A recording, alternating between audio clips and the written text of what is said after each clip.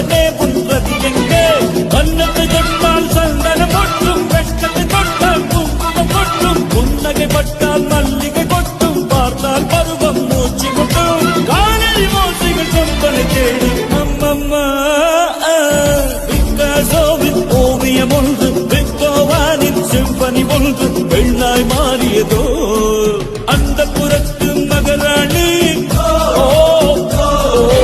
அந்த புறத்து மகராணி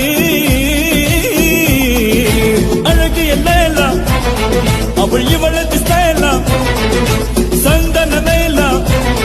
இவள் மன்மத புயலா அடடா பூவி